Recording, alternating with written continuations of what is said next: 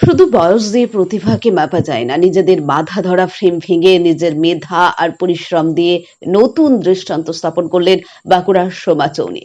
শ্রীমদ্ ভগবদ গীতা ভারতীয় সংস্কৃতির প্রাণ, কিন্তু সময়ের সঙ্গে সংস্কৃত ভাষা দূরত্বের কারণে অনেকে এই মহাগ্রন্থ থেকে দূরে সরে গিয়েছেন। সেই ব্যবধান ঘোচাতে এক কঠিন সংকল্প নিয়েছিলেন বাঁকুড়ার এই মেয়ে। লক্ষ্য একটাই, গীতার অমৃতবাণীকে ঘরে ঘরে প্রতিটির বাঙালির হৃদয়ে পৌঁছে দেওয়া। কিন্তু কাজটা সহজ ছিল না। সংস্কৃত শ্লোকের গভীর দার্শনিক অর্থকে অবিকৃত রেখে তাকে সহজ সরল প্রাঞ্চল বাংলায় অনুবাদ করা, দিনের পর দিন, রাতের পর রাত পুঁথি ঘেটে অভিধান দেখে গুরুজনদের পরামর্শ নিয়ে একের পর এক শ্লোকের মর্মার্থ উদ্ধার করেছেন সোমা।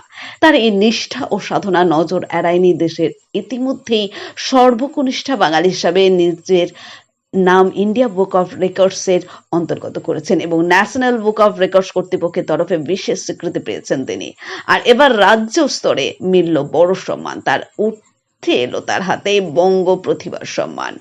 বঙ্গ প্রতিভা সম্মান প্রাপ্তি বাঁকুড়া শহরের স্টেশন মোড় এলাকার বাসিন্দা, পেশায় একটি কলেজের শিক্ষিকা সোমা চৌনির সাথে দীর্ঘ কথোপকথনে উঠে আসে তার লড়াইয়ের গল্প, উঠে আসে পরিবারের নিঃস্বার্থ সহযোগিতা। বাঁকুড়া এক্সপ্রেস টিভির মুখোমুখি হয়ে আগামী দিনে আরো বড় কাজ করার কথা বলেন তিনি।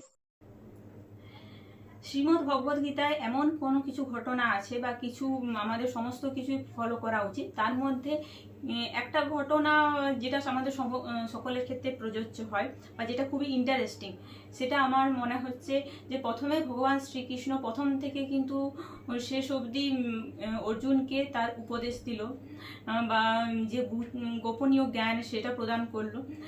তারপর তার বিশ্বরূপ দর্শন করালো, যেটা একাদশ অধ্যায় আছে। এবং অবশেষে কিন্তু যখন 18 অধ্যায় মানে অবশেষে শেষ পর্যায়ে ভগবান শ্রীকৃষ্ণ অর্জুনকে বলল যে ইতিতে জ্ঞানম আখ্যাতম গুচ্ছাত গুচ্ছতয়ং বিমিশ্রয়ী তৎশেষেন যদিচ্ছতি তথা কুরু। অর্থাৎ আমি তোমাকে গুচ্ছ থেকে বা গোপন থেকে গোপনীয় জ্ঞান প্রদান করেছি, এবারে তোমার যেটা ঠিক মনে হয় সেটা তুমি করো। এটা কিন্তু আমরা সকলকে বলে থাকি যে যেটা ঠিক মনে হয় সেটাই করা উচিত।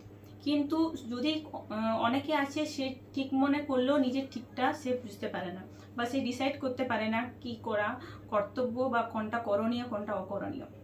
এই জন্য ভগবান শ্রীকৃষ্ণ 63 নম্বর শ্লোক বলার পরে 66 নম্বর শ্লোকে 18 নম্বর অধ্যায় বলেছেন যে সর্বধর্মান পরিত্যজ্য মামেকং শরণং ব্রজ অহং তাং মোক্ষয়িষ্যামি সর্ব পাপেভ্য মোক্ষয়িষ্যামি মা শুচ। অর্থাৎ আমি তোমাকে সমস্ত দুঃখ কষ্ট থেকে বের করে দেবো, শুধুমাত্র আমার শরণাগত হও বা আমাকে সমর্পণ করো। তাহলে এখানে আমরা বুঝতে পারছি যে ভগবান শ্রীকৃষ্ণ সমস্ত কিছুর শেষে কিন্তু তাকে স্মরণ করতে বলেছেন। আমরা যদি কিছু করণ না থাকে তাহলে নিজে তাকে তার উপর সমর্পণ করা উচিত। সেরকম আমাদেরও উচিত ঈশ্বরের প্রতি সমস্ত কিছু সমর্পণ করা এবং ঈশ্বর যা ঠিক মনে হচ্ছে সেটাই করা, যদি নিজে কিছু আমরা ডিসাইড করতে না পারছি।